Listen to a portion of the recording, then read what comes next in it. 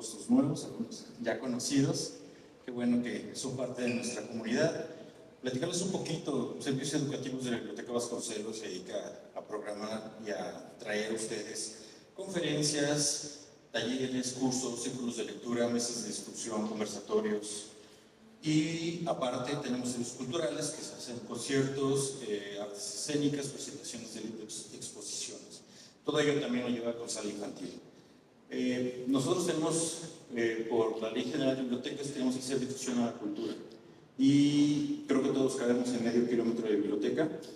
Y estos espacios están abiertos para hacer foros, para poder vincular el conocimiento a ustedes. Tenemos más de 1 millón de libros.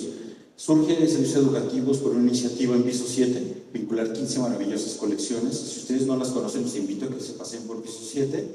Tenemos género, tenemos una colección de información sobre drogas de todo tipo, desde psicología, derecho, periodismo, demás. Tenemos poesía de México, historia de México, barrios. Tenemos una que se llama Erotismos, 18 y más, Mundo Joven, Primera Infancia, muchos más. Acompáñenos a Piso 7 de cuando puedan, de vez en cuando. Y allá se abrieron en un principio 12 salas para vincular el conocimiento con los usuarios de la biblioteca. Pero nos hemos extendido porque una también de las colecciones es divulgación de la ciencia. Como parte de la divulgación de la ciencia, armamos un ciclo de conferencias que tuvimos a bien vincularnos con Carlos Camarena, quien es un psicólogo de la Universidad Iberoamericana y que a través de otro convenio que era Vive con las Matemáticas llegó a nosotros. Él muy afortunadamente nos acercó con la comunidad del Foro del Campo Lacaniano de México y de manera gratuita, tanto para ustedes como para nosotros como para toda la comunidad, nos ofrecieron un ciclo de 6 maravillosas conferencias.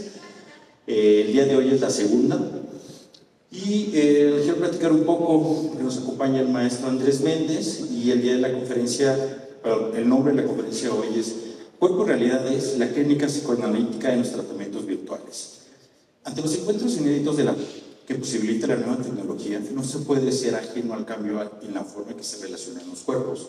Es necesario insistir en la importancia del psicoanálisis como generador de un descubrimiento del cuerpo pulsional, fuera del cuerpo, hecho de palabras.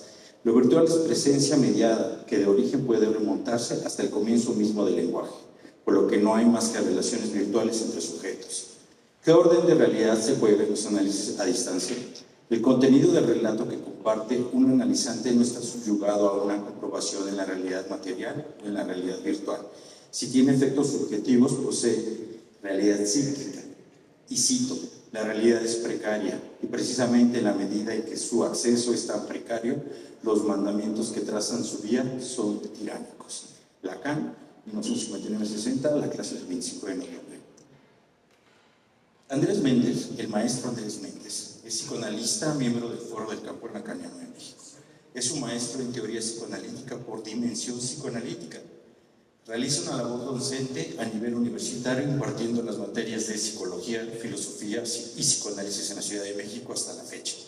Desde el 2005 ha escrito algunos artículos para la revista Algarabía y para la UAM en la revista Tramas. Es doctorado en el Colegio de Psicoanálisis Lacaniano. Con ustedes, el maestro Andrés Méndez. Un fuerte aplauso. Gracias. Qué día tan difícil, ¿no? Con la lluvia.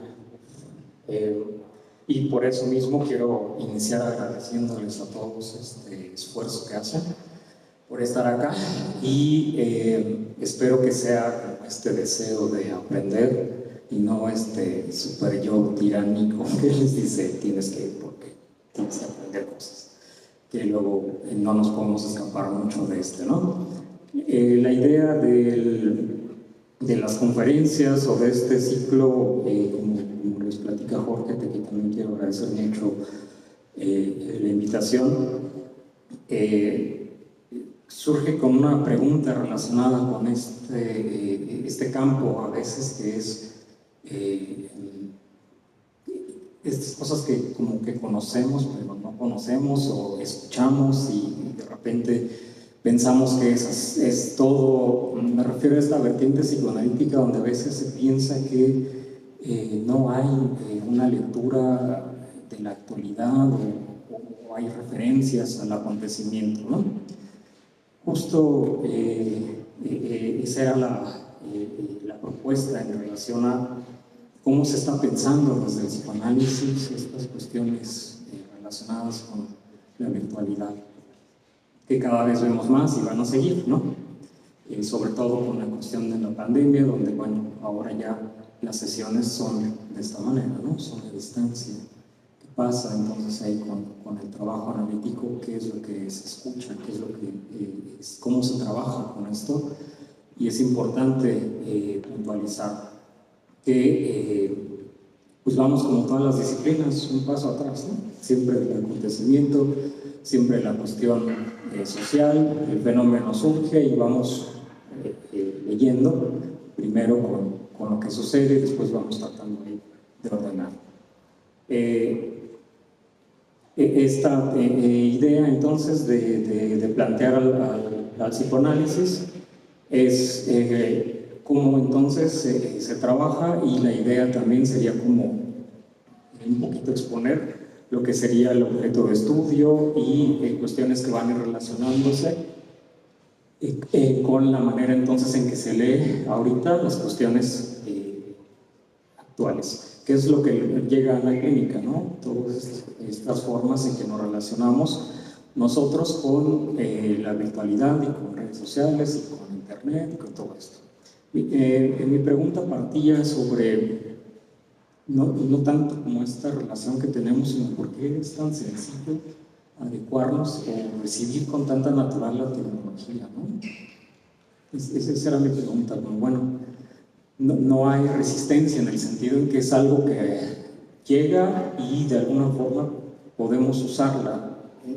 ¿Qué hay ahí? Y de fondo creo que está la estructura en eso. Entonces voy a plantear un poquito esta forma en que pude encontrar algo que desde la estructura se puede leer para explicar un poquito por qué nos relacionamos también con la tecnología y por qué, bueno, esta también se adecua a nosotros, ¿no? Es importante que también todo lo que esté relacionado con las teorías psicoanalíticas sale de la clínica, ¿no? O sea, esto es clínicamente derivado, o sea, no hay algo que se haya como teoría inventado y que Freud de repente un día soleado tomó un café y dijo, voy a inventar el inconsciente. Eso lo descubre, ¿no? Y es una hipótesis de trabajo, eso también es importante. Es una hipótesis de trabajo que sostiene que el origen del comportamiento o el síntoma que aqueja a las personas es desconocido. Nos es desconocido. Hay algo en nosotros que es ajeno, que es desconocido y que de alguna forma determina algunas decisiones que tomamos, y que esto obviamente se va a ir explicando. Este edificio teórico entonces freudiano va a tener esta relación o esta referencia con los descubrimientos y con la clínica.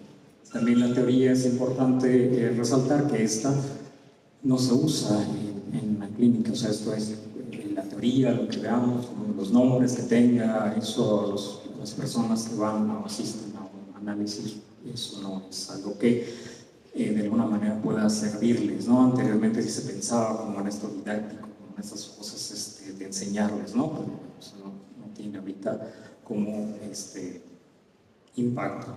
Lo que quieren es, bueno, saber qué es lo que sucede, ¿no? En el caso de que esto exista. Empiezo entonces con un poquito con la explicación de lo que sería esta hipótesis del inconsciente con la que se trabaja. Y la idea entonces de Freud es que la conciencia de alguna forma no es el centro de la vida psíquica del hombre. Esto ya implica una ruptura epistemológica con todo lo que sería las ramas del conocimiento, ¿no? Esto de la problemática del objeto y del sujeto. Y ya hay un movimiento entonces en donde existe algo que se pensaba desde las nociones de las teorías del conocimiento sobre la forma en que el conocimiento la conciencia producía conocimiento y la razón voluntad, y entonces podíamos de alguna manera ser dueños del comportamiento. En caso de Freud es una ruptura y que dice no, es todo lo contrario. La conciencia tiene estos límites y tiene formas entonces de ir acallando cosas que de alguna forma van a ir teniendo una relación importante. Entonces dice, lo que pasa por la razón y la voluntad no es lo que constituye el comportamiento humano. Esa es la idea freudiana. La conciencia es un órgano sensorial que incluye una distorsión de la realidad. Y ahí apunto entonces a estas cuestiones de la forma en por qué planteo el título como realidades, ¿no? Entonces, bueno, ¿cuántas más hay? La naturaleza de la conciencia, junto con lo preconsciente, lo que podemos acceder a él por medio de un esfuerzo, dice, es una serie de condiciones que no permiten la expresión de deseos inconscientes. Una forma de filtrar todo eso que es insoportable dentro del intercambio motor en la realidad fáctica, evitando así que se genere el displacer de la verdad subjetiva dentro del inconsciente. Dice, el inconsciente será un enigma, disfrazará ahí lo que radica el trabajo de la interpretación, donde la censura falla en los descuidos, en los olvidos, en los actos fallidos, en los lapsus. Freud pensaba que este inconsciente de alguna forma tenía que descifrarse. Lacan retoma esta idea y por descifrarnos tardaríamos toda la vida, ¿no? Pero hay algo muy importante que se agrega en esto, que sería la cuestión del lenguaje. Usando la teoría del lenguaje, entonces, de alguna manera, se puede construir una forma de poder entonces dar cuenta de las manifestaciones del inconsciente. Pongo un ejemplo para ser un poquito más didáctico. La conciencia tiene esta forma entonces de adecuarnos, ¿no?, a la realidad y decirnos esto es lo que existe, o este principio de realidad, y de alguna manera va a censurar todo lo que sea algo particular. En estos tropiezos o en estas formas de equívoco, en los sueños donde la conciencia de alguna forma puede ser burlada porque la censura pasa por algo que no va a tomar en cuenta, es ahí donde de alguna forma se puede leer algo de eso constitutivo. De alguna manera voy a tratar de ir planteando a qué se refiere eso constitutivo y dónde sale. Pero la idea del lenguaje es que hay algo entonces de esta que se va construyendo, o de esta realidad que se va construyendo de manera verbal. Y eso es muy importante. Dice, entonces el lenguaje dará cuenta de estos efectos sobre el inconsciente, ya que es anterior a nuestra existencia. De alguna forma, el lenguaje nos es dado antes que nosotros existamos, ¿no? Es algo que ya está predeterminado. Entonces la pregunta aquí del psicoanálisis es qué tanto eso habla en nosotros, ¿no? Entonces, somos hablados por el lenguaje, sí. Y hay una teoría entonces del lenguaje que determina esto para ubicar lo particular. La idea sería que esta relación con este lenguaje no sea como de algo que entonces nos ordene o nos mande, sino que también poder intervenir en esa relación que tenemos con el lenguaje que ya está predeterminado.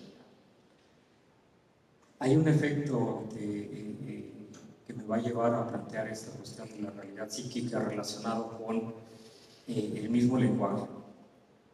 La novedad en Lacan y lo que propone también ya desde Freud antes de la lingüística, que existiera esta facilidad de la lingüística, es que de alguna manera nuestra relación con la realidad fáctica que nadie pone en cuestión y que es algo que compartimos con todos, hay algo que de alguna manera ya está fracturado, está roto. Hay una relación que no es inequívoca. Para nosotros poder hacer una definición o para aprender una palabra le tenemos que poner otras palabras para definirla. La idea es que el significante se va a decir así, lo voy a explicar, no puede dar cuenta de sí mismo, esto es, no hay una palabra que pueda representar la totalidad de la complejidad que existe en la realidad. Para que nosotros podamos definir algo, de alguna forma tiene que existir otro significante que venga a significar ese otro significante, y así nos la pasamos hablando y hablando. Esto es, por eso hay tantas cosas, ¿no? Por eso estamos llenos de libros, porque no hay una palabra de las palabras, no hay un diccionario del diccionario. Esta relación que tenemos entonces con el lenguaje también va a ser de alguna manera particularizable en nuestra historia. Estos significantes con los que fuimos siendo llenados desde niños, nuestras relaciones con la otredad, de alguna forma también van cubriendo significantes que de alguna forma determinan lo que fuimos en un primer momento. Y por eso retomo esta cita que se leyó ahorita, que Jorge lee, donde Lacan apela que hay algo en la realidad que es precario, o sea, no se puede dar cuenta de todo. Y al definir entonces una cosa tenemos que tener más palabras y más palabras. Si vean en los diccionarios, ¿no? Están llenos de significado de tal y tal, con más palabras, acepción de tal, dependiendo de los usos. Luego hay extranjerismos, luego hay diccionario de mexicanismos, hay diccionarios de un montón de cosas para conjugar, y las palabras son las que entonces ya no sabemos ni qué es. Y esta relación de nosotros con el lenguaje va a ser lo que de alguna forma se va a ir determinando con nuestra relación con la realidad. Todo lo que apele entonces a estas formas en que nosotros vamos a ir adecuando esta a nuestra forma de vida, a nuestras expectativas, va a tener que ver entonces con este lenguaje o con estas formas de usar el lenguaje. El concepto de realidad psíquica es algo que Freud se encuentra, por eso les decía yo al principio, en el intercambio que tiene con sus pacientes. Él lo que hace es ser muy respetuoso con estos síntomas y los escucha. Por eso esta mirada no es médica, y es una escucha que tiene que ver con eso que de alguna forma está determinando. El Freud escucha y escucha el cuerpo también. Recordemos que el psicoanálisis nace con estas expresiones psicosomáticas, que lo podríamos llamar como la histeria. Y en lugar de, como otros psiquiatras, decir, bueno, están simulando, o como no tiene una explicación biológica, entonces no tiene mayor importancia, escucha al cuerpo y también escucha a esas personas que dicen, yo lo que quiero es hablar. Y poco a poco, entonces, de alguna forma va a ir haciendo un efecto esto. Importante que tengamos en cuenta que no solamente hablar es lo que cura, porque si no estaríamos todos hablando, ¿no? Hay un trabajo que se realiza y hay un efecto también que tiene para ir determinando entonces estas formas de que va cediendo el síntoma. Lo expongo de esta manera. El síntoma de alguna forma es una realización particular que tenemos cuando la realidad es demasiado abrumadora y tenemos que resolverla con algo. Y eso que hace Freud, ese interés que tiene, y Lacan también, que ese interés que tiene y respeto que tiene sobre el síntoma, es lo que va a ver, o lo que va a hacer de alguna manera un poco distinta la aproximación. Las psicologías trabajan con normal y anormal, ¿no? Con sano y patológico. Aquí el síntoma va a ser una solución de compromiso, le va a llamar Freud en un principio, y va a ser una forma de resolver esto que es tan incompatible, o esto que de la realidad nos resulta tan abrumador. Y esas formas de realizar algo de lo particular es lo que de alguna forma se va a tratar de escuchar, y eso es lo que se va a tomar. El síntoma no es algo entonces que se lea como una cuestión que tiene que ser entonces acallada, modificada o suprimida. Es algo que entonces el sujeto realizó con sus recursos y de alguna forma podrá realizar algo más. El síntoma no necesariamente es algo malo como se lee, ¿no? Que es a veces esto de la psicología tiende a tener términos que son tomados directamente de la medicina, como trauma, etc. Entonces se tienden a pensar en esos términos como si fuera algo entonces que habría que erradicar. Un síntoma entonces que viene como alguien extranjero y llegó y se sentó en mi casa, yo no la conozco y quítala, sácala, yo no sé quién es. Por le llamaba a la señorita extranjera, ¿no? Que es como una relación con el síntoma en el sentido de que alguien llegó y de repente, bueno, eso surgió por algo. Y por añadidura, pues podrá moverse de ahí. El síntoma, les repito, no necesariamente necesita ser algo malo en el sentido de quitarlo, sino es una relación particular con la manera en que formamos algo de esto del exterior que nos resultó complicado resolver y surge que está delatando que hay algo que todavía está ahí, de alguna forma, pendiente. Un síntoma también puede ser algo positivo, pero como nadie a lo mejor es socialmente aceptado, entonces bueno, no se dice nada y no se cuestiona y vivimos con eso. Entonces que se tome en cuenta esta forma entonces de realización con esto incompatible de la realidad y con esto que las palabras no alcanzan a definir del todo, y es con eso con lo que hacemos algo, y esto se escucha en psicoanálisis y se le tiene mucho respeto al síntoma, porque es algo que genera esta sorpresa de cómo resolvió esto, ¿no? Mira, con esto se puede entonces plantear algo para que cambie un poquito el lugar y sea menos angustiante. Hay síntomas que van a ser perfectamente pasables, ¿no? No sé, una afición a la lectura, ¿no? Es un síntoma por algo que de alguna forma se trata de resolver de eso que es de la realidad incompatible. Entonces hay un límite del conocimiento, hay algo entonces que parece que se puede abarcar con el saber y entonces me pongo a buscar eso. Pero eso va a ser determinante, ¿no? O sea, eso va a ser algo que es causal, no casual. Y eso tiene que ver con la historización, que a veces eso es lo que de alguna forma se trabaja en psicoanálisis con la, llamarán también historización, que tiene que ver con esos síntomas de un cuerpo que encarna significante, voy a ir explicando, y se manifiesta en algo que la historia podría entonces dar cuenta de eso, y la historia particular. Dice Freud en la interpretación de los sueños, fíjense, en 1900, y ya está hablando de lo carente que es nuestra relación con la realidad. Cito, dice: lo inconsciente es lo psíquico verdaderamente real. Nos es tan desconocido en su naturaleza interna como lo real del mundo exterior, y nos es dado por los datos de la conciencia de manera tan incompleta como lo es el mundo exterior por las indicaciones de nuestros órganos sensoriales. Y ahí nos está diciendo Freud entonces que hay algo del exterior que es igual de desconocido que como lo experimentamos.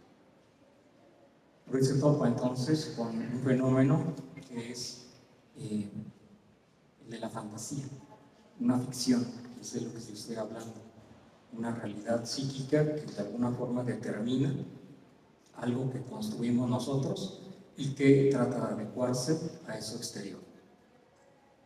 Se pregunta entonces, ¿los pacientes estarán mintiendo? Y más importante, ¿el inconsciente miente? La teoría de la fantasía, esas formas entonces que tenemos particulares de pensar nuestro lugar en la familia, nuestro lugar en una relación de pareja, eso es la realidad psíquica que la acabo de cuestionar, por lo que voy a explicar a continuación, porque sí tiene algo que de alguna forma se puede agregar. Formas entonces de relación conmigo y la realidad, en donde en mi casa nadie me ayuda, yo he conseguido todo solo,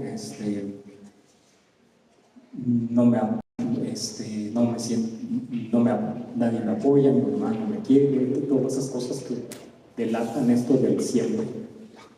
Cuando es una ficción creada para poder posicionarse en un lugar que genera menos angustia por no poder resolver algo de alguna forma. Entonces esos lugares son lo que llamaría Freud, se llama la realidad psíquica. La crítica que va a hacer Lacan un poquito a esto es que no se trata entonces de una cuestión de que cada quien genere una ficción y entonces bueno, pues cada quien con su tema y la locura entonces estaría ahí. La locura va a tener que ver con otra cosa que a ver si alcanzo a transmitir. Tiene que ver entonces con eso que se oculta, de lo que no se quiere saber, que es lo que les decía sobre el inconsciente, esta cuestión del deseo. Si yo, esa realidad, lo que está ocultando es el cuestionar qué es entonces de mi lugar, o qué lugar ocupo yo en eso que denuncio como un mal de todos, ¿no? ¿Cuántas veces hemos pensado esto de si los demás también me comprendieran? Entonces todo estaría mejor cuando tiene que ver con otra cuestión que es más particular. Pero eso es confrontante y eso es lo que se trata de evitar en ciertas ocasiones, ¿no? O sea, mi lugar en ese deseo. Pongo así. Esto de estar todo el tiempo buscando en la realidad práctica estas comprobaciones con relación con el otro. Una pareja entonces está buscando cosas, que si le engaña, que si le pone detective, que si no la engaña, y que si entonces si cacha a uno de los dos, entonces empiezan a pelear por esto. Lo que está de fondo ahí es la pregunta de qué hago ahí con esa relación. Y estas formas de construcción ficcional lo que tapan, lo que velan, es ese lugar particular de mi deseo con esa relación que tengo. Se ve como entonces no se trata tanto como la cuestión de la realidad psíquica, ¿no? O sea que se escucha, sí, por supuesto. No somos ministerio público y no vamos a ver si es cierto, ¿no? Lo que la persona nos dice. Eso es también importante porque, bueno, no se trata de escuchar eso. La persona va construyendo y poco a poco a lo mejor, ¿no? Va captando algo, ¿no? De, oiga, qué raro eso de que nadie le ayude, ¿no? De verdad, nada, nunca. A mí no me han regalado nada, ¿no? Yo todo lo he, yo todo me lo he ganado, de verdad, así ni un saludo, ni un dulce, nada. Ya empieza, entonces, bueno, entonces no siempre, y ahí ya hay movimiento, ¿no? O no todo me ha sido real. Entonces, bueno, y hay algo y hay que ver esta cuestión de la historia. Entonces, eso es de alguna manera lo que se va a ir completando. Y eso le va a llamar Freud como guiones, ¿no? De la conciencia, que lo que hacen es velar un poco el deseo inconsciente, o sea, lo que va de fondo, y por eso se aprovechan entonces, o tiene más sentido aprovechar estos descuidos, ¿no? O sea, esta equivocación, este sueño, que lo que hace, o el trabajo del sueño, porque puede ser que algo les interese de eso y se habrán preguntado por qué interesa en psicoanálisis el sueño. Es justo lo que hace es burlar la censura de la conciencia para que eso de lo que no nos da cuenta pase desapercibido. Pongo un ejemplo rápido, como en el chiste, ¿no? Los chistes son eso, son censuras a la burla, o son burlas que hacen que la censura pueda pasar desapercibida, porque si yo lo digo directamente a alguien, socialmente está mal visto, pero en forma de chiste pasa desapercibido y todos nos reímos. Pero hay algo de fondo ahí de la agresión también, ¿no? Casi la mayoría de los chistes tienen este contenido sexual, agresivo, y directamente expresarlo es incompatible, ¿no? Pero el inconsciente busca entonces burlar esa censura. Y una vez planteado entonces el objeto de estudio, vamos entonces a lo que quieren escuchar, que sería esta forma entonces de que cómo nos relacionamos con la realidad. Ya tenemos realidad fáctica, que yo creo que es inapelable, es algo que compartimos, está. Ya tenemos una realidad psicológica o una realidad psíquica, y nos preguntamos por esta cuestión entonces de qué hay con esa realidad virtual. Ya los teóricos hablaban de esta cuestión y lo expongo de una vez. Y pongo ya los elementos para que entremos de lleno con el tema, y espero que se empiece a generar lógica, cómo voy construyendo un poco estas formas de trabajo del psicoanálisis. La realidad ya es virtual. El que ven el proceso está muy contento ahorita, está súper contento en otra escena de la escena, y ya la realidad es bastante virtual. ¿A qué se refiere o cómo entendemos esta virtualidad? Es algo que medie, ¿no? Algo que de alguna forma va a mediar entre lo que nosotros desconocemos con ese filtro que es afuera. El lenguaje es ese filtro que nosotros tenemos para conocer la realidad. Sin palabras no habría manera de poderla determinar o poder dar cuenta de ello. Y este lenguaje tiene limitaciones, no puede decirlo todo, ¿no? No puede, y esto también tiene una repercusión ontológica, porque entonces el ser no es total, ¿no? Falta. Y el psicoanálisis trabaja un montón con eso. Justo eso del ser va a tener que ver con la locura, ¿no? La locura es ese creerse, entonces, eso que dice uno que es. Siempre hay algo de duda, algo de bueno, sí, pero no tanto. Lacan dice, la locura es el rey que se cree rey, ¿no? O esa persona que se cree lo que hace en el sentido no de tener como una autoestima, sino de que de verdad lo es él, el abogado, o él, el psicólogo, o él, maestro, ¿no? Es muy complicado. Esas certezas a veces también están en la construcción de esta realidad psicológica, ¿no? Son inamovibles, son inapelables. Yo soy eso que soy y no voy a cambiar. Y hay algo ahí de la suerte,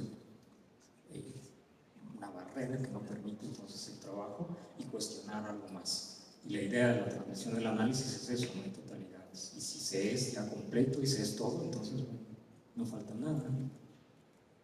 No tendría mucho sentido, ¿no? Una existencia donde ya no falta nada. Para sostener esta cuestión de la estructura, más o menos les estoy yo planteando que tengamos una lectura de nuestra relación con las redes sociales, es la forma entonces en que se va estructurando, uno, esta realidad, que es lo que más o menos estoy tratando de transmitir, y dos, cómo esta entonces tiene formación en nuestro cuerpo o cómo impacta el cuerpo. Para Freud el cuerpo era un cuerpo pulsional que inicia con estas satisfacciones, con estas formas en que se va alimentando, va del exterior teniendo un principio de placer, un principio de realidad, y a partir de esto entonces va a surgir el narcisismo. El narcisismo, que es una condición importante para la estructuración del yo. Y estas formas entonces en que tenemos esa forma de representarnos como entidades importantes o que tenemos un lugar, y eso va a ser constitutivo del sujeto. Porque luego se piensa que el narcisismo es algo también, como les dije, ¿no? Es una lectura de esto, de pensar que entonces es equivocado y es necesaria para constituir al sujeto. Y la idea que retoma Lacan entonces es darle un poquito más de coherencia a esta teoría, de la forma en que el cuerpo se va estructurando y toma de los experimentos psicológicos con niños y animales frente a espejos para ver cómo funciona su inteligencia, lo que va a llamar el estadio del espejo. El estadio del espejo es un nombre que viene en los escritos, pero tiene un nombre muy particular, se llama el estadio del espejo tal y como se nos revela en la clínica analítica. Y regresar a eso de eso se ve o eso se puede comprobar, o de ahí sale la teorización de la forma entonces en que la clínica trabaja. Y el estadio del espejo entonces es algo que va a interesarnos para que podamos entender entonces estas relaciones con las virtualidades. A ver si podemos pasar la primera. Digo, nada más esquemáticos, son como dos, tres esquemitas, algo nada más como para sostener un poquito, ¿no?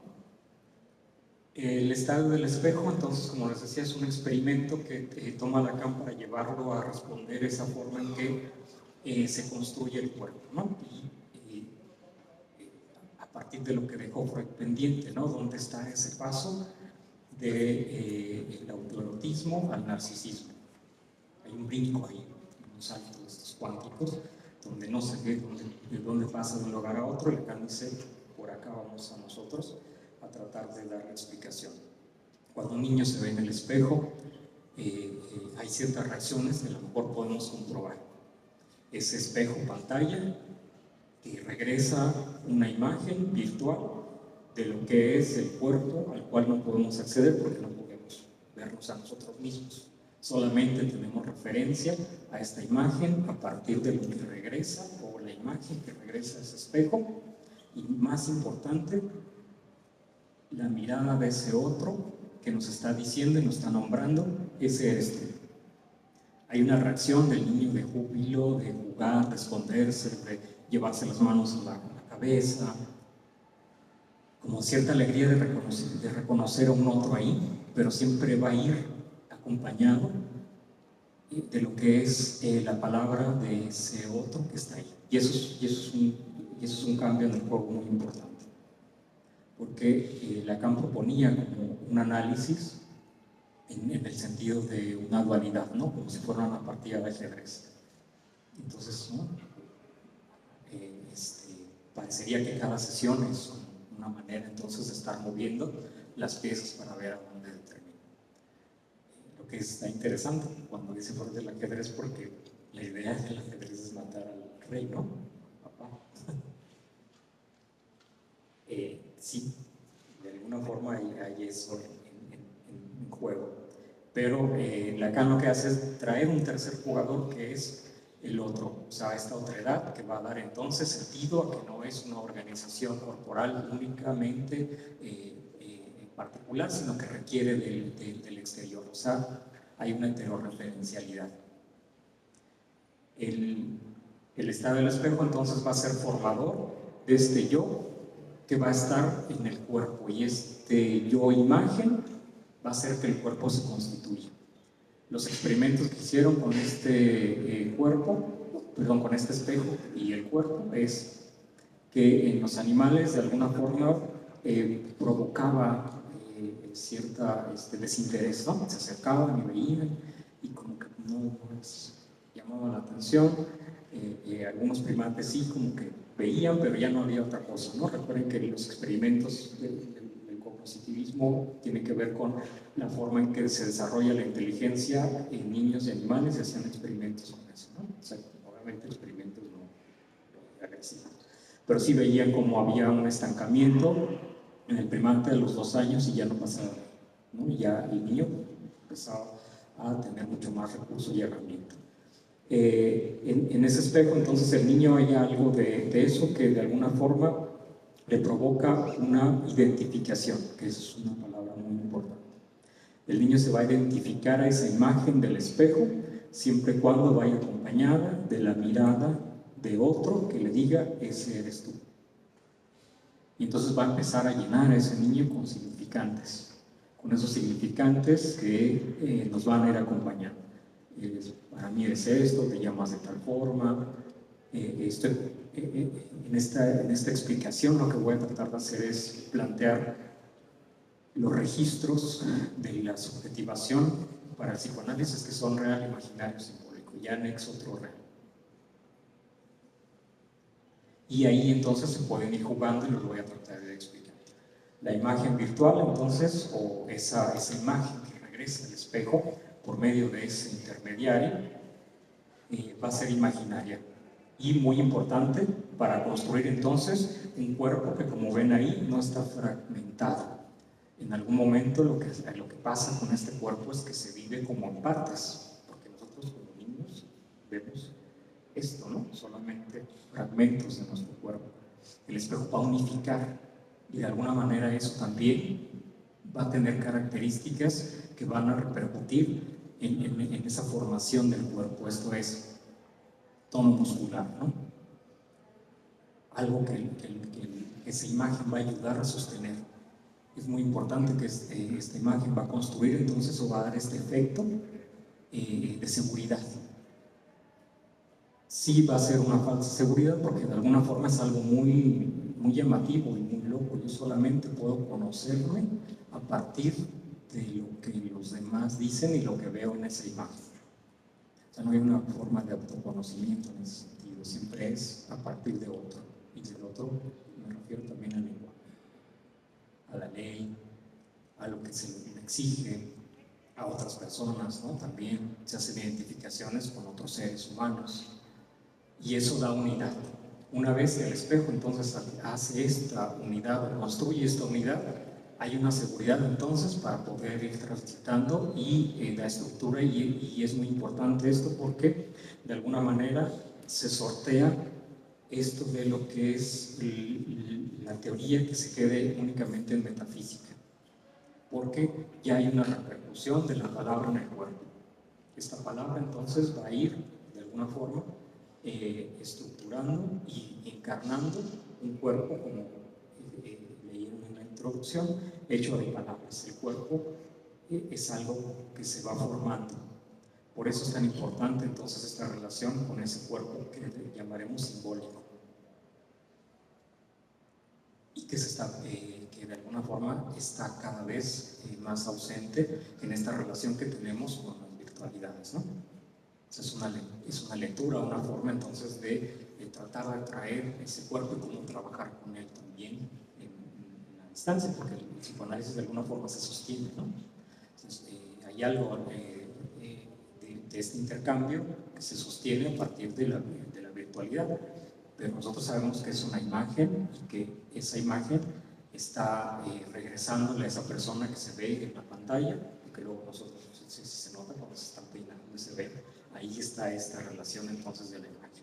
Todo lo que sea entonces algo que apele a la unidad de la imagen, de alguna forma va a ser con lo que yo voy a estar bien en el exterior.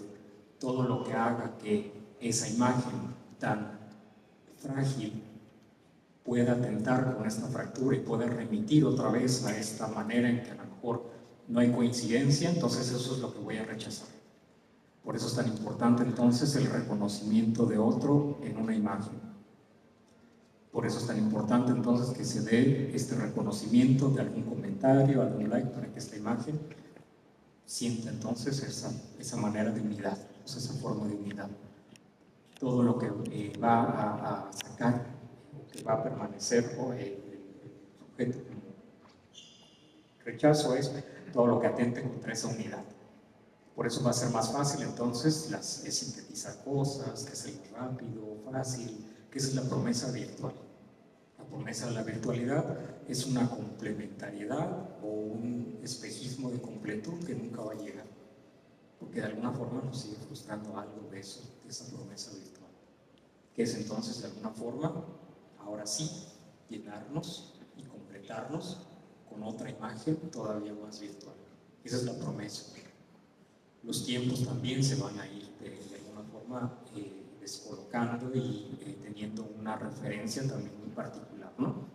La inmediatez va a jugar algo ahí, en donde yo puedo ocupar como cuerpo lugares que a lo mejor no ocupaba antes. Pero repito, la teoría o lo que quiero sostener es que la realidad ya es virtual. Esta forma de llevar el cuerpo antes se realizaba sin esta mediación de internet o de todas esas pantallas. Anteriormente, claro que se hacía porque el estado del espejo van a decir, ¿por qué así no me preguntaban los alumnos? No. Y tienen razón. Bueno, ¿y qué pasa si no hay espejo? Es una imagen entonces que se va a dar. El espejo es un ejemplo de esto, pero no necesariamente tiene que ver. Recuerden que esta relación con la imagen ha existido desde siempre. Narciso, las historias entonces de héroes que de alguna forma van construyendo una imagen a la cual nosotros nos podemos identificar así y de alguna forma tener como esta relación de seguridad de que existe entonces un lugar y un momento y algo que nos puede determinar como completos. La literatura tiene esto mucho, ¿no? Las películas, por eso nos capturan tanto la imagen, ¿no? Y salimos de la sala de cine enamoradísimos o decepcionadísimos, o pensando que vamos a poder hacer lo mismo que el personaje, ¿no? Si es de artes marciales, entonces hizo esto, y la captura imaginaria va a ser esto, que nosotros entonces identifiquemos y se nos haga muy sencillo, entonces pensar en que podemos hacer ciertas cosas desde lo imaginario. Y hay una captura ahí entonces de ese cuerpo que revela únicamente un desconocimiento, es lo que se llama alienación. Repito que es necesario.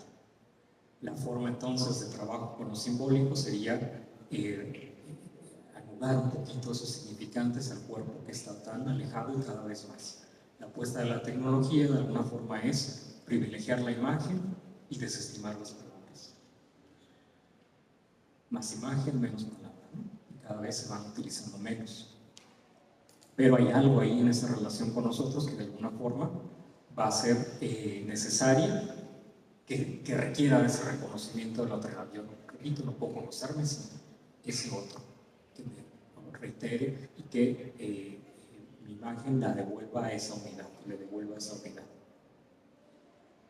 Y las redes se vuelven algo que nosotros decidimos que dar a conocer o que no. Por eso cuando hay algo que se filtra, nos sentimos tan mal, ¿no? Porque hay algo de ese fragmento, de ese cuerpo, que es desunido, que no es lo que nosotros tenemos como ideal, y que empieza a caerse y entonces nos pone así, nos saca del lugar. Queremos entonces que todo eso esté controlado y que la imagen sea la que nosotros, y cada vez es más artificial, ¿no? Porque hay filtros y se crean ubicaciones, lugares, hay algo del tiempo que también va a estar ahí, repito, relacionado con esto. El estado del espejo entonces organiza, y la teoría o la tesis principal de esto que les repito, como que lo que zafa y lo que ocupa Lacan de la biología es esta aseveración de que nosotros nacemos en un estado de indefensión. Y por eso la imagen va a ser tan importante y tan constitutivo, porque ese estado de indefensión en el que nacemos, lo van a decir los neurólogos como un estado, fisiólogos como un estado fetal. O sea, como que faltó cocinar, porque nacemos en total indefensión a comparación de otras especies, ¿no? Falta de mielinización, lo manejan así. Entonces nacemos como en un estado en total de que estamos desposeídos, y de otro dependemos total y absolutamente. Y va a requerir años para esto, ¿no? Para que esto se vaya, entonces poco a poco nos vayamos haciendo independientes. Algunos tardan 40, otros 30 años, pero ahí van. Los primeros 30 de infancia son los más complicados, ¿no? Y ese estado de indefensión requiere meses, años, ¿no? Para que tengamos cuidado, que para que seamos entonces atendidos. Y por otro, y este estado entonces de indefensión de alguna forma puede irse organizando. Y este espejo entonces da esa sensación de seguridad, y repito, es como un tono muscular. Y de ahí se pueden leer ontologías, se pueden dar lecturas de algo que tiene que ver con esas formas de las infancias, que a veces hay mucha problemática, autismos, etc. Desde ahí se pueden leer. Entonces esta forma de organización del estado del espejo va a ser muy importante, porque entonces revela este apego a la virtualidad. Lacan va a complejizar, gracias, este ejercicio del estado del espejo aprovechando una metáfora que hace Freud para conocer el inconsciente. Lo que se necesitaría es las lentes del microscopio, y Lacan aprovecha esto de la óptica para dar entonces una analogía de esto que estoy yo comentando un poco, un efecto de lo visual que de alguna forma va a hacer que se compruebe que a veces esto que no se ve y esto que está oculto, una imagen puede funcionar como un objeto, que es lo que estamos viendo en esto. Es un experimento que se puede comprobar, que es de la óptica, y que la mirada de alguna forma tiene referencias a me voy a parar un poquito para señalar, tiene referencias directas a un objeto. Este objeto de acá, este es un florero que sí está pegado a la base, o sí está pegado acá, y esta es la imagen virtual. O sea, este espejo, que es un espejo, cóncavo, da el efecto de que esto se pueda ver desde ese lugar como si se hubiera materializado. La cámara dice que ese jarrón es el cuerpo. Eso que de alguna forma está oculto para nosotros porque no tenemos acceso a él directamente y se va a materializar a partir de la imagen. Lo va a complejizar con otro espejo, añadiéndole para que entonces todo eso que yo dije pueda irse sosteniendo un poquito. Pasamos la siguiente, eso nada más es como un ejemplo. Este esquema, que no quiero que me entiendan ni que se aprendan de memoria, nada más es para sostener esta forma entonces de lo que va a pasar con estos tres registros: real, simbólico, imaginario. Eso es lo que me interesa que puntuemos, porque va a haber entonces un cuerpo real, un cuerpo imaginario y un cuerpo simbólico. En esta experiencia del esquema óptico en el espejo cóncavo, que lo podemos ver acá, porque luego a lo mejor se pierde un poquito. Esto acá lo trabajan en seminario 1. Imagínense, son como 24, 25, contando el 0 y el -1, para que le entre. Este es el espejo cóncavo, y entonces esta sería como la imagen que de este florero, si se fijan aquí arriba no está, va a reflejar en este otro espejo, que va a permitir entonces que de alguna forma esto se pueda visualizar como completo. Este ojo está aquí, o este sujeto que de alguna forma es lo orgánico, o esta corteza que va a tener como un límite para poderse ver a sí mismo, que sería el cuerpo, y las flores le va a decir acá que son como las pulsiones, esto que se llena parcialmente, y de alguna forma el espejo es ese otro del lenguaje, del deseo, que va a reflejar entonces esta completud del florero. Y esa imagen entonces va a servir para constituir, entonces va a existir un objeto que no es realmente, está aquí, que se representa en la realidad, o sea, esto es una imagen real de otra imagen real, que de alguna forma va a dar esa sensación entonces de completud, y ese objeto se va a volver, o se va a materializar. Y eso va a pasar entonces a partir de los significantes. Una identificación imaginaria va a ser todo eso que se ve y todo eso que de alguna forma creemos que somos. Lo imaginario va a tener que ver con esas creencias, definiciones, con esas maneras entonces en que pensamos que de alguna forma tenemos las cosas controladas y siempre bien, y tiene que ver con el lenguaje, con las definiciones, ¿no? Entonces las dejamos ahí.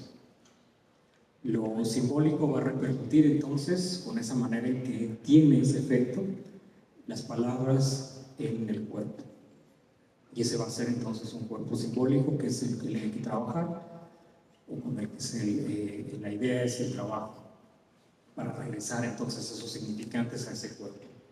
Y el cuerpo real, que es, o lo real en la teoría psicoanalítica, es todo eso que a partir de la construcción simbólica e imaginaria de la realidad quedó por fuera. Al momento entonces en que nosotros queremos definir algo, un objeto, en el mismo momento en que estamos definiendo esto, algo se va a perder para siempre, porque no vamos a dar cuenta en su totalidad de lo que sería la esencia de ese objeto. El cuerpo real sería esto de lo que no estamos, por simplificar un poco, de esto que no estamos nosotros percatados, ¿no? O sea, es que hay muchas cosas que están pasando en nuestro cuerpo que no somos conscientes de ello, ¿no? No hay forma en que ahorita podamos pensar en una sinapsis, cómo está trabajando, ¿no?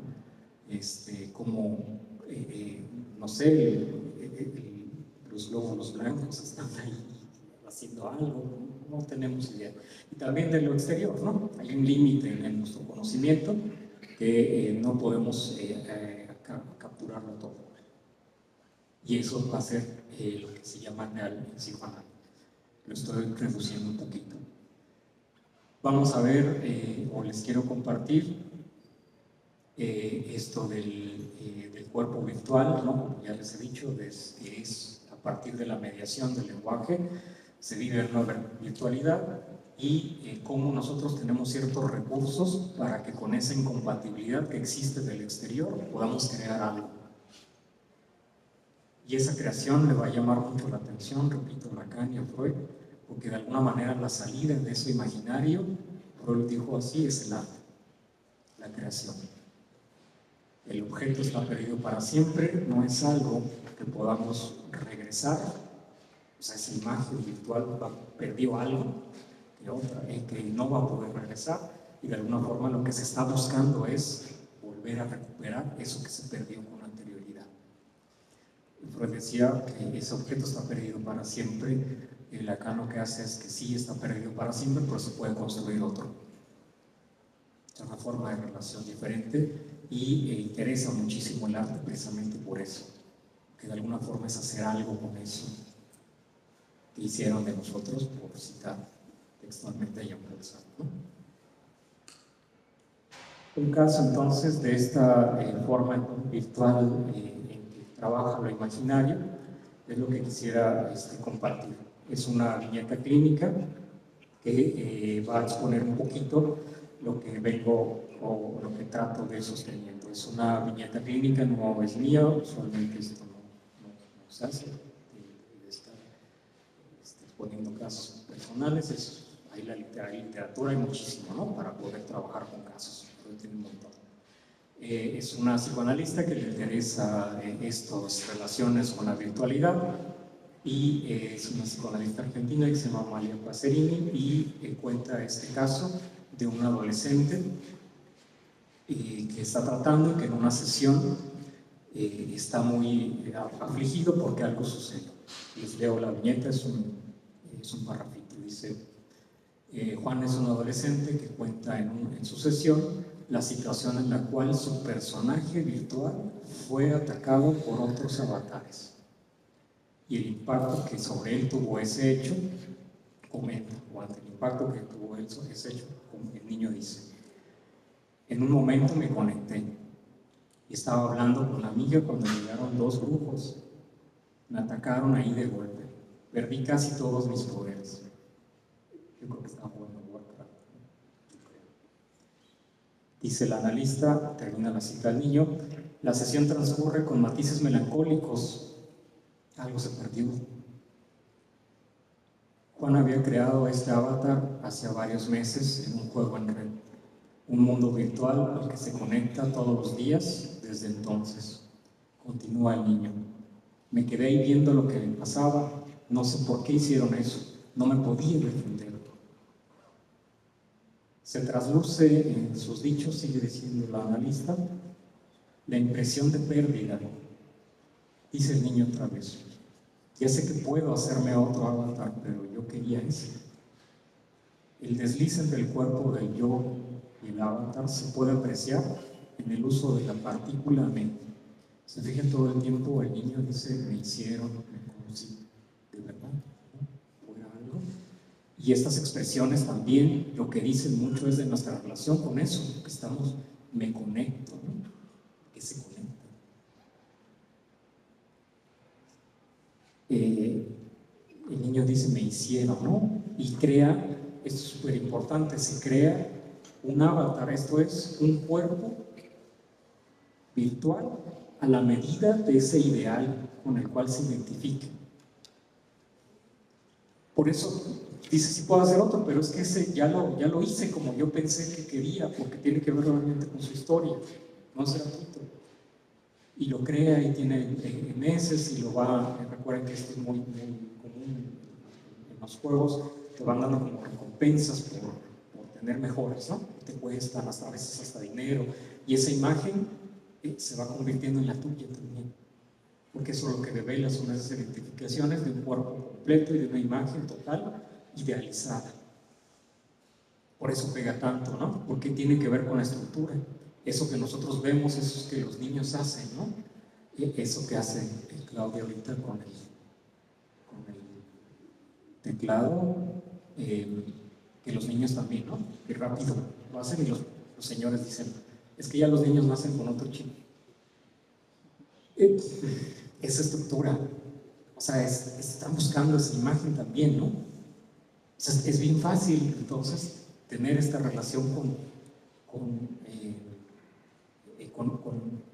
la tecnología, porque de alguna forma está hecha con esa estructura para que nosotros podamos responder a ella, porque ahí entonces de base esto que es la búsqueda de la idealidad y la búsqueda de eso que se ha perdido.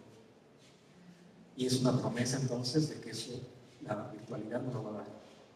Todo lo incompatible que tenemos nosotros con esta realidad y lo que nos aqueja de ella, la tecnología dice, aquí está, no te preocupes. Tienes un límite en la memoria, no pasa nada, aquí está esto. Aquí está el mundo del conocimiento. Ahora, lo que me impresiona es que entre más a la mano lo tengamos, menos lo usamos, ¿no? Porque eso, ahí está. Es lo que le digo a los estudiantes, ¿no? Los alumnos. O sea, leen algo y dicen, ¿qué significa eso? Pero tienes ahí, puedes buscarlo. Pero precisamente porque está tan a la mano no se toma, pero es algo que promete esta completud, ¿no? O sea, esta complementariedad. No puedo yo retener todo y entonces tengo aquí mi máquina que hace que entonces me sienta más seguro, porque si algo se me olvida, ya tengo ahí donde sostenerme. Entonces ya no me siento tan fragmentado como imagen. Y este niño entonces lo que pasa es que el que ataca o al que atacan es a su yo, y ese yo que va a tener o representar esa imagen es la que siente con tanta melancolía. Por eso en esa forma discursiva hay que atar eso entonces a ese cuerpo, ¿no? Esa palabra, a ese cuerpo, y también lo importante es ese cuerpo físico. Me interesa mucho esto de regresar un poco en las sesiones del cuerpo, ¿no? También hay algo ahí de lo que sería importante en las sesiones analíticas del cuerpo, ¿no?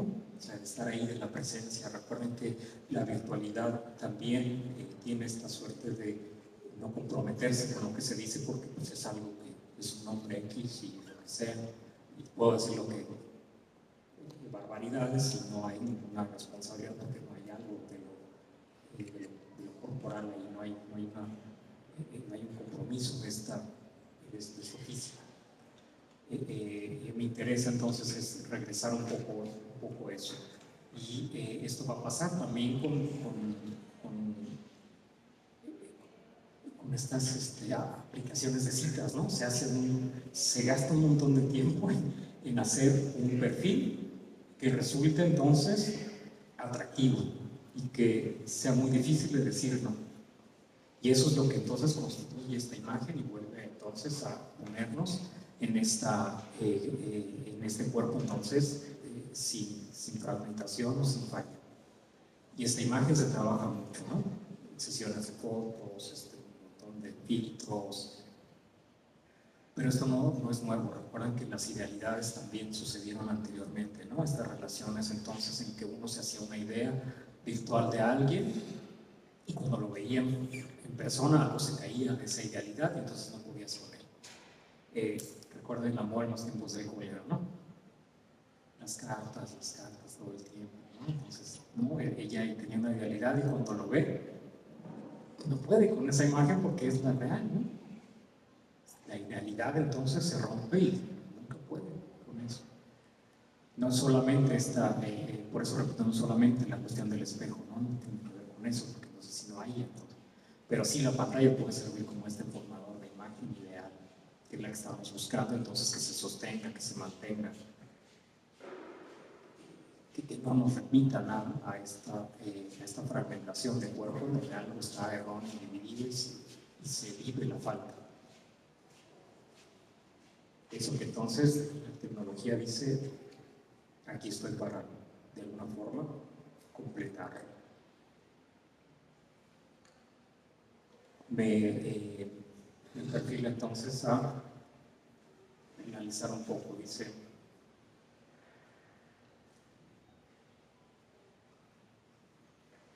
ningún objeto que complemente darás dicha o satisfacción. La pulsión nunca se satisface, que es eso de lo que estamos hablando. Es por ello que se emprende una búsqueda incesante del objeto que por fin colme lo faltante. Es lo que Lacan llamará el objeto A, como algo de lo cual el sujeto se separó como órgano, simbolizando la falta, que es el causante del deseo. Hay algo entonces en esta imagen que no se puede capturar, que está haciéndonos que busquemos. La búsqueda no está en la imagen. Dicha condición de búsqueda es solidaria con las necesidades de permanecer conectado a la red, al juego o a la aplicación. Un enganche a la pantalla excesivo en la cual se escenifica la ilusión de haber encontrado el objeto faltante que por fin colme la satisfacción anhelada. Lamentablemente ese encuentro es y será irremediablemente fallido, ya que la satisfacción siempre es parcial. La experiencia virtual en redes sociales apunta a un desplazamiento, como les dije, de la palabra en favor de la imagen. Hay que reintroducir a la palabra en detrimento de la imagen como abordaje en la clínica. Espero que les haya sido interesante o algo también de preguntas que yo creo que son muchísimas, les pueda generar esto. Justo hablando de pérdidas y de promesas y de faltas, todo lo que escribí lo leí, porque asumo que no voy a poder con todas. Esta es una asunción de la falta. Y es una relación diferente que tengo con el objeto, ¿no? Si no me hubiera puesto a leer para que no faltara nada y los hubiera super mega aburrido, pues estaría muy complicado, ¿no? La relación que tiene con el objeto es esto que Cortázar de alguna forma decía, las instrucciones para darle cuerda a un reloj. Es un reloj muy bonito que le regalan a Cortázar, que de tanto cuidado que necesita, él se da cuenta que no se lo regalaron a él fue regalado un reloj. Y para la tecnología podemos aplicar la misma analogía, ¿no? Ella nos usa, pero nosotros lo usamos a ella, ¿no? Vale, gracias.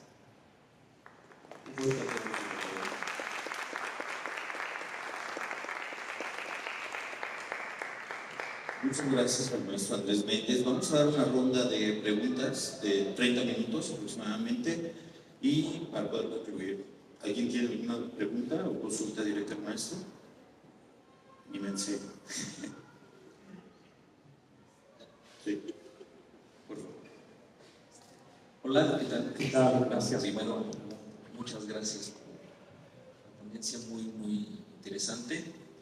Y tengo una duda referente a la cuestión del lenguaje, porque había leído desde Heidegger la cuestión de que el hombre es la morada del... No, el lenguaje es la morada del hombre, que es retomada por Lacan. Sin embargo, como estoy muy adentrado en las cuestiones de psicoanálisis, no sé a qué se refiere, y en este momento lo retoma al inicio de la parte de cómo el lenguaje va construyendo a esa persona y que se ha perdido con esta virtualidad en la cuestión de la imagen.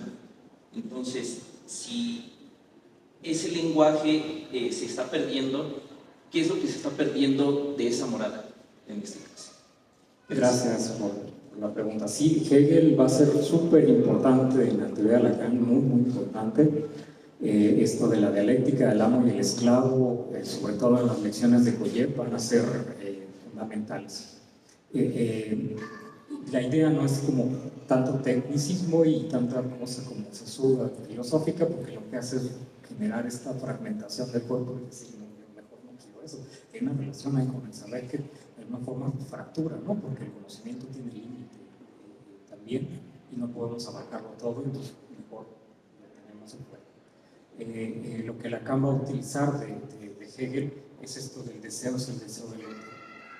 Entonces ahí se ve que de alguna manera ese deseo que está en esa falta es lo que hace que invite a otro a participar en ese mundo que le pertenece, por ejemplo, en la relación materna.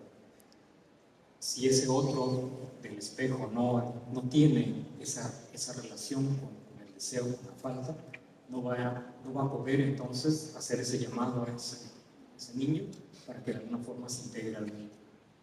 Y eso que deseamos entonces, o ese lenguaje al que apelamos, es de otro, que pertenece a alguien más. Y no hay manera de que sea diferente, ¿no? No hay palabra única o unívoca, ¿no? Todo remite a algo que es algo más, o alguien más lo ha hecho, lo ha dicho, y por eso apelo a la cuestión de la literatura, ¿no? Porque es hacer algo con esas palabras que no me pertenecen, pero empiezo entonces a darles algún sentido que crea algo en lo particular. No sé si más o menos. Hegel es muy importante, incluso esto de la palabra es la muerte de la cosa, ¿no? Esa es una forma de virtualidad también, ¿no?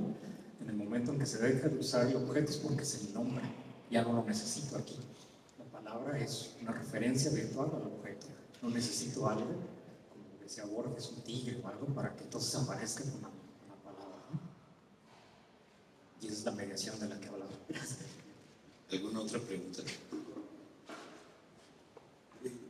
Bueno, pues muchas gracias por tu exposición. Me llamó la atención cómo se van relacionando los conceptos pues del campo analítico con las realidades virtuales. Entonces, a mí me gustaría quizá saber tu perspectiva cuando existen estos tratamientos virtuales, que pues obviamente son algo distintos de llevar como pues la parte más ortodoxa, ¿no? Como el diván y esto. Entonces, ¿cómo se sostendría ahí una transferencia? O no sé si, por ejemplo, tú practicas el psicoanálisis también de manera virtual, y cómo se sostendría, porque algunos de esos puntos me parecieron muy relevantes, cómo lo relacionaste con el tema de redes sociales, incluso quienes tienen estos usuarios virtuales, ¿no?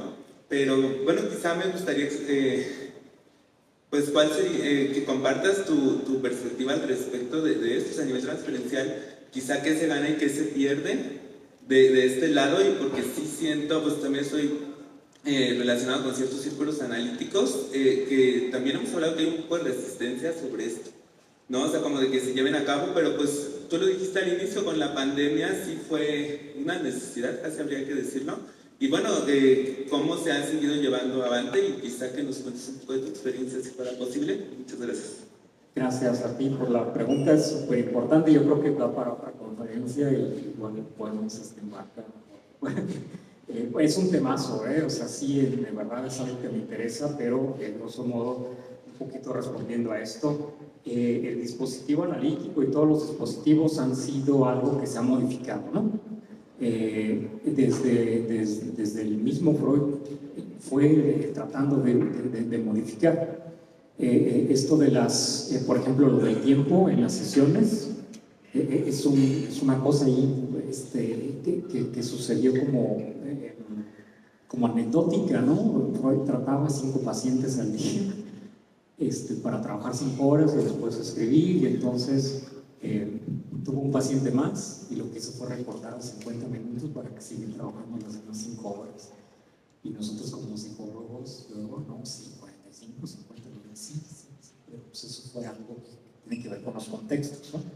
En un principio no se usaba el diván fue algo propuesto por Freud, precisamente porque le causaba mucho cansancio el mirar a las personas después de tantas horas. Dijo, bueno, así descanso un poquito, o sea, se fue moldeando, adecuando. Pero tiene un dicho esto, ¿no? Hay que acomodarse al dispositivo como un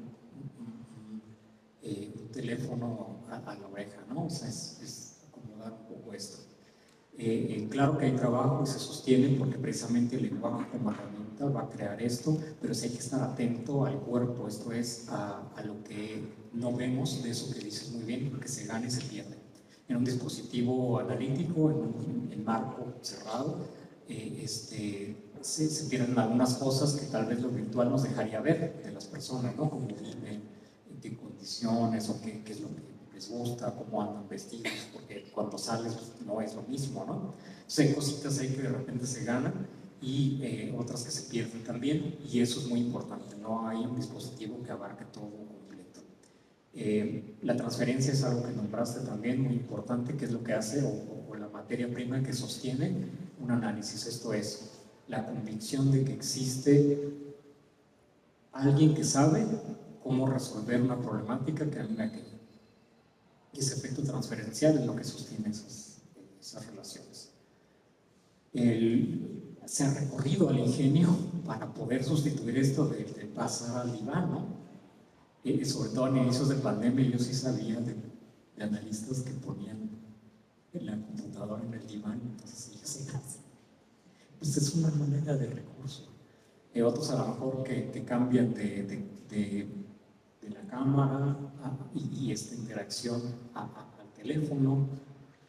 Es complicado, pero lo que sostiene el trabajo es primero el tipo de escucha. Acuérdense lo que les dije en un principio, ¿no? O sea, el tipo de escucha que tiene que ver con eso, que no es normalizable en el sentido de que existe algo que se desconoce, que causa lo que de alguna forma me afecta o me aqueja. La hipótesis del inconsciente. Y que esa inconsciente va a estar estructurado, no quiero decir formalismo, estructurado como un lenguaje, esto es, se va a reflejar en eso de la lengua que no puede entonces llegar a manifestar todo. Y ahí es donde hay que aprovechar esos fallos, esas cosas ahí que de alguna manera van a delatar esto que es de lo primordial o de eso que se fue perdiendo poco a poco. Pero se sostiene el dispositivo, incluso se sostiene, se va a seguir trabajando de esa manera. O sea, lo importante es que exista esta apertura para adecuarlo, porque sí hay otros analistas que de plano dicen, ya no tiene a nadie que venga, ¿no? Pero que está muy lejos, pues que busque a alguien por ahí, ¿no? Que también eso me dice, o sea, me habla algo de las personas, ¿no? Esto de análisis a distancia es incómodo, ¿no? Y algo dice también de esto, de la persona que está ahí queriendo encontrar, ¿no? O queriendo como compatibilizar su fantasía con esto de que no me sea tan molesto, porque así no tengo que ir, porque hay manifestación, hay lluvia, ¿no? Ustedes están acá porque algo ahí los convoca y sortean esto también, ¿no? El cuerpo y lo ponen, y vienen y están acá.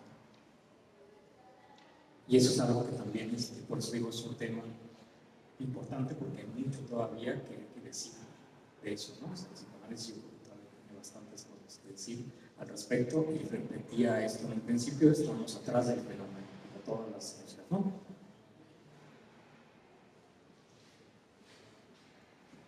Gracias.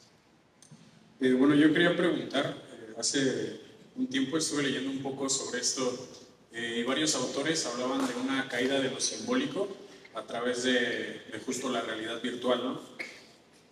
Esto debido a que había una presencia mayor de la imagen, o sea, como ya comentabas. Sin embargo, por ahí chequé que hablaban de que existe como una creación de un nuevo mundo virtual que es simbólico. Entonces justo, pues así lo entiendo, como que no se pierden las palabras del todo, ¿no? Y mi pregunta era, si es que existe este mundo virtual simbólico nuevo, ¿qué implicaciones tiene para el cuerpo y el mismo sujeto? A ver, más o menos, si lo fui entendiendo, voy como por partes, ¿vale? Sí, muchos psicoanalistas en la teoría hablan, incluso en filosofía, de la muerte, el crimen perfecto, que le llama Baudrillard, dice, bueno, la realidad se asesinó por la virtualidad y entonces no hay huella de ese asesinato y es perfecto. Otros analistas, como Gerard Fournier, lo que dicen es que justo la tecnología lo que hace es el borramiento de ese cuerpo y lo convierte el libro se llama Cuerpos Angélicos de la Postmodernidad, donde habla entonces de ese cuerpo que no tiene esa falla, ¿no? La falla de la sexuación, por ejemplo, ¿no? Es un avatar, es asexual, no tiene necesidades, ¿no? Como un ángel. Y ese cuerpo entonces se ve trastocado por eso y habla como un poquito más en el sentido pesimista de que en lo virtual no hay cuerpo, se partó de eso, entonces no podría dar una atención virtual, ¿no? Porque entonces no estaría trabajando con ese cuerpo que es necesario, con ese cuerpo pulsional. La idea que traigo un poquito, basada también en otros autores, es que, bueno, hay cuerpo también, pero es un cuerpo que habita todos los otros lugares en momentos y se va construyendo a partir de ese lenguaje, que sería un poco a lo mejor esta idea que tienes de escuchar entonces esos lugares que se ocupan en un cuerpo real, un cuerpo simbólico, un cuerpo imaginario. No es el cuerpo, ¿no? Total, sino son formas que ese cuerpo va ocupando lugares. Y que se está realizando, se está haciendo esto de regresar un poco. No sé si se ubican en España, hay un supermercado donde la gente va a ligar, pero en lugar de las aplicaciones de cita. Y lo que hacen es poner un carrito, una piña, para que sepan que están buscando pareja y ser macho. Pero se fijan ya otra vez en convocar el cuerpo otra vez, ¿no? O sea, esto de regresar a esta cosa de foto, ¿no? Y pasas. Pues están los memes por eso. O sea, yo les decía que de alguna forma el chiste es la censura, sortearla, ¿no? Y entonces ponen estas comparaciones como se ve en Tinder, como se ve en realidad, ¿no? Pues es otra cosa, se cae el ideal, por eso es tan insoportable esos encuentros, ¿no? Porque se cae ese ideal. Y lo mismo vale para la otra persona, ¿eh? O sea, puede ser de regreso que de repente no llegue, ¿no? Que nos haya visto de lejos, digo, no. A ver si hay otra cosa por ahí. Les agradezco mucho las preguntas, ¿no? También se sacan cosas interesantes. Hola Andrés. Bueno, mi pregunta es la siguiente. Pensar en una revisión del síntoma o plantear una nueva formación de síntomas a partir de lo virtual. Y como comentario, pues pedirte si de alguna manera puedes recomendar alguna de tus lecturas acerca del psicoanálisis y lo virtual, que siempre parece que va ganando terreno lo virtual, porque cuando agregas algo que tiene que ver con lo virtual, ya el algoritmo va más allá de eso. Y pues también como comentario, esta ambivalencia del cuerpo que se muestra más en lo virtual, también se podría pensar como una revisión del estadio del espejo.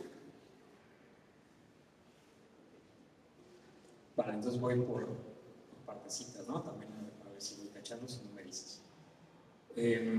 Es muy importante lo que dices sobre el síntoma, porque justo lo que he tratado de plantear es una lectura contraria. Esto es,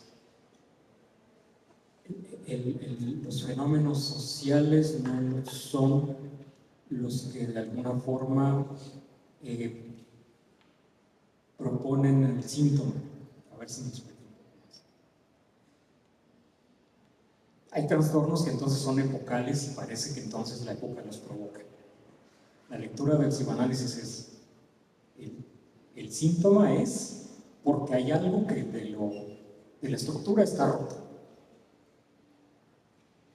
Que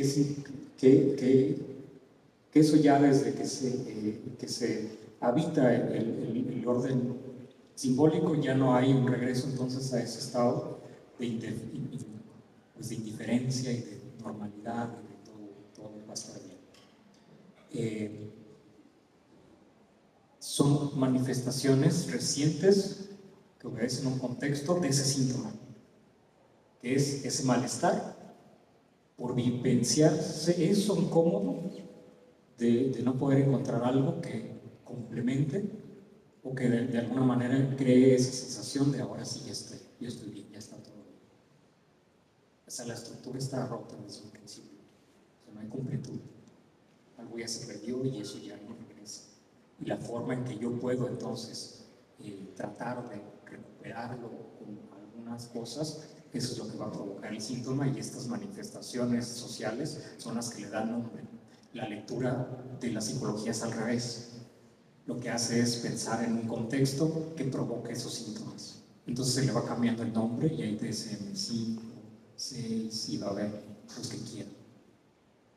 Porque la lectura es al revés. O sea, el contexto te da las pautas y se organizan entre varios psiquiatras para decir, tenemos este fenómeno en la clínica y le vamos a llamar de esta manera.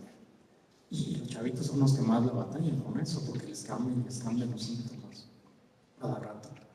Pensando justo en que entonces es el trabajo del diagnóstico vocal lo que haría entonces, lo que haría la explicación de eso. cuando es una manifestación actual del síntoma. El síntoma es eso que no, lo que se crea por esa falta o por esa forma, entonces en que no va a haber una completud. Y es muy importante entonces por eso que un síntoma, como les dije, es el respeto a ese síntoma, en donde es una creación muy particular, que habla de cosas que dan propiedad a una historia, y que si se pudo crear eso, y si se tuvo esa pericia y esa forma de creación, algo como eso, entonces también se puede hacer otra cosa. Entonces, más o menos eso tiene que ver con la cuestión del síntoma, la revisión, y el estado del espejo lo que hace es nada más demostrar que el fallo de la estructura, ¿no? O sea, lo desconocido que es trabajar con este yo, que es otro filtro que agrega mucho más al desconocimiento, ¿no? Y que lo que hace es entonces decirte en el cuerpo todo está bien, ¿no? Es necesario, ¿no? Pero a veces no se sostiene y toca, entonces de repente todos tenemos cierta incomodidad de repente con algo del cuerpo fragmentado que regrese, y entonces es algo que no nos gusta, ¿no? El cabello, la estatura, siempre nos gustaría tener algo del otro, ¿no? Porque parece que el otro, como esa imagen, la tiene resuelta. Pues es que se ve muy tranquilo, ¿no? Se ve muy bien, como que no le causa problema, y yo sí me angustio y pregunto y digo, ¿cómo le hago? Y los demás se ven muy bien, ¿cómo le hacen? Y es por eso que uno dice, yo necesito algo que me diga que por qué, qué pasa conmigo, ¿no? Bueno, espero no haberla mareado mucho la respuesta, tampoco hay algo así como directo, ¿no? También no hay una respuesta, sino hay como variaciones. No sé si hay una más, ¿no? Sí. Gracias, Andrés. ¿Sí? ¿Se oye? Sí, se escucha, gracias. Yo te quiero preguntar si entonces dices que ese humano tiene algo ya irresuelto, ¿no? Algo que no va a poder resolver de su propia personalidad. Entonces, por ejemplo, el sufrimiento, la neurosis vendrían a ser la sombra, vendrían a ser todas esas cosas no resueltas con las que tienen que, por ejemplo, las que tenemos que lidiar, digamos, Sí, lo de la sombra es lo de Jung, ¿no? Y lo de la personalidad, sobre todo sí. eso. Personalidad es máscara, tiene ese significado desde los griegos, ¿no? Las representaciones que hacían en las tragedias, es muy llamativo también porque, bueno, era una máscara que se ponían y representaban algo, ¿no? Que no son ellos, y eso es la personalidad, esa representación de eso que nosotros construimos para adecuarnos con las exigencias exteriores. Esas exigencias exteriores muchas veces nos van a dar una reiteración de que eso no era. Entonces hice lo que me dijiste y así, y sigue habiendo insatisfacción. No, es que no era eso. Decir neurosis se refiere a eso. Esa forma de construir una compatibilidad con esas exigencias exteriores que de alguna manera resolvemos, y eso va creando las singularidades, las particularidades de nuestra relación con los demás. Por eso hay estas diferencias, ¿no? Más o menos por ahí se va explicando. Hay una demanda entonces del otro que desea algo en nosotros desde niños, y entonces vamos tratando de resolverlo neuróticamente, en el sentido no de trastorno, porque es muy importante, no se trabaja con esos trastornos, por eso les decía, un síntoma no necesariamente es algo malo, es algo que asombra, ¿no? Ese recurso, cómo pudo esa persona tener ese recurso para poder resolver esto de esta manera, ¿no? Porque conscientemente no lo podremos hacer. El niño que no quiere ir a la escuela y se enferma, pues llamativo, ¿no? ¿Cómo le hizo para enfermarse? Porque sí hay una ganancia ahí de esto, que es una forma de resolver ahí. A lo que hay que tener cuidado es eso, ¿no? No se convierte en una relación o un lazo que estreche y que le sirva para zafarse de los problemas, entonces se enferma. Pero también puede ser algo bueno, ¿no? Por ejemplo, esto que le llaman workaholic, ¿no? Trabajar un montón, para crear una respuesta ante eso que no se puede resolver, que es algo en la familia. Yo sé que hay un montón de cosas más, ¿vale? Por eso es interesante. Yo creo que la idea sería que las preguntas funcionaran como esto que hace que nosotros entonces queramos buscar más, entonces interesarnos. Esa sería como la idea, ¿no? No venir a darles la respuesta de todo y entonces ya todo tiene sentido, nos vamos a la casa y todos tranquilos. Pues es que hay un montón de cosas, ¿no? Les agradezco un montón. Un fuerte aplauso, por favor.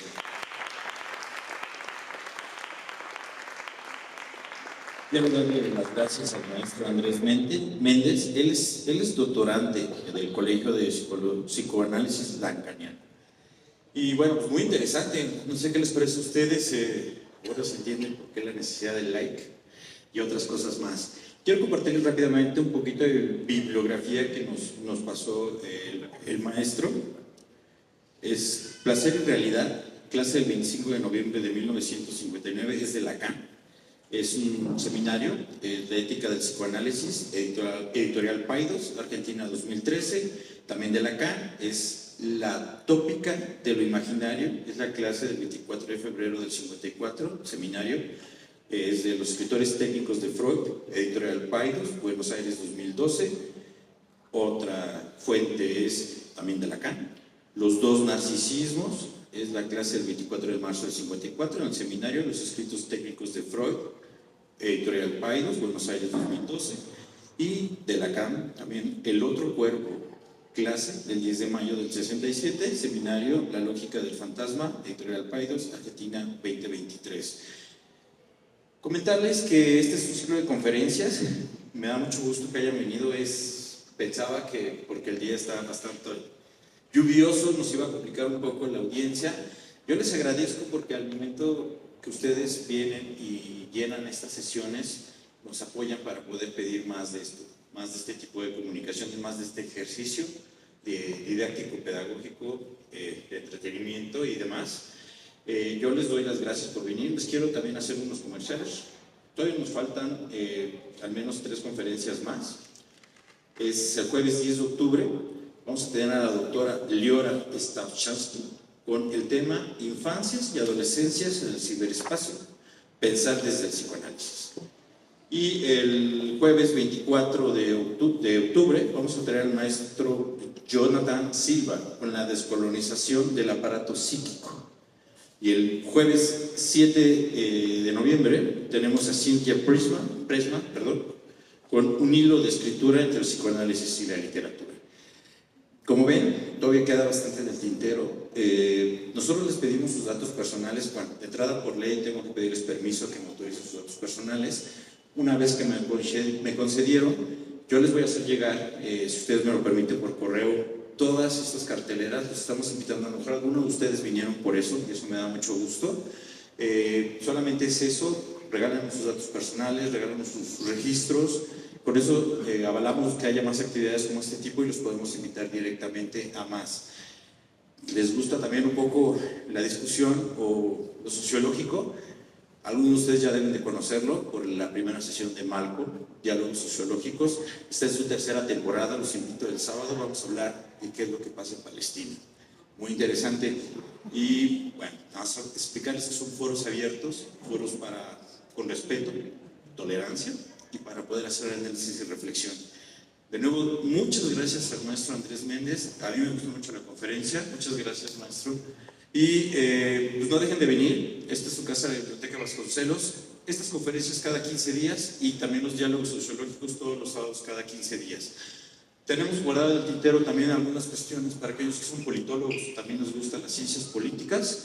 Vamos a hablar un poco de ultraderecha. Vamos a hablar los miércoles de noviembre. Así, este mismo horario, en este mismo lugar, y vamos a hablar de muchos temas más. Muchas gracias por venir a la Biblioteca Vasconcelos. Díganme, perdón. Los diálogos sociológicos. Diálogos sociológicos son sábados cada 15 días, o sea, mañana y luego cada 15 días, de 4 a 6 en este mismo espacio. Ya es un foro abierto para 100 personas, traigan su taza, porque hay cafecito y hay tecito y galletitas. Bueno, pues quiero darle las gracias a todos ustedes por venir, gracias por estar aquí y por apoderarse de la Biblioteca Vasconcelos para compartir el conocimiento con nosotros y con el maestro Andrés Méndez. Un fuerte aplauso, gracias.